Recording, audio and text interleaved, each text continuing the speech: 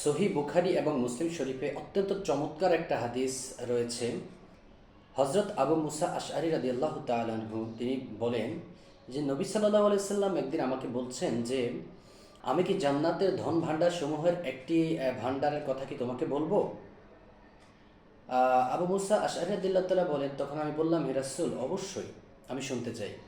রাসূল সাল্লাল্লাহু আলাইহি সাল্লাম তখন বললেন যে সেই ধন ভাণ্ডারটি হলো লা হাওলা ওয়ালা কুওয়াতা ইল্লা বিল্লাহ, যার অর্থ হলো আল্লাহ ছাড়া কোনো নেক কাজ করা অথবা খারাপ কাজ থেকে ফিরে থাকার কোনো শক্তি নেই।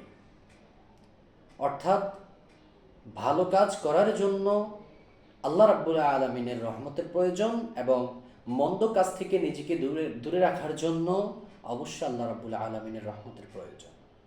আর এই দোয়াটি এমন একটি দোয়া, যে কোনো কাজে, বিপদে আপদে, ভালো মন্দে এ দোয়াটি করা খুবই গুরুত্বপূর্ণ।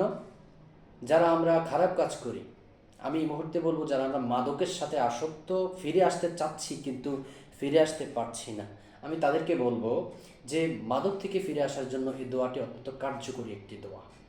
লা হাওলা ওয়ালা কুওয়াতা ইল্লা বিল্লাহ, অর্থাৎ কোনো নেক কাজ করা আল্লাহ ছাড়া সম্ভব নয়, আবার কোনো খারাপ কাজ থেকে ফিরে আসাটাও আল্লাহ রাব্বুল আলামিন ছাড়া সম্ভব নয়। তিনি যদি রহম করেন আমি ভালো কাজ করতে পারবো, তিনি যদি রহম করেন আমি খারাপ কাজ থেকে নিজেকে হেফাজত করতে পারবো।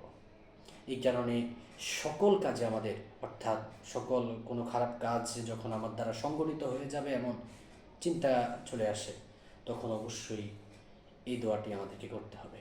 তাহলে আল্লাহ আমাদেরকে হেফাজত করবে ইনশাআল্লাহ। দোয়াটি হলো লা হাওলা ওয়ালা কুওয়াতা ইল্লা বিল্লাহ।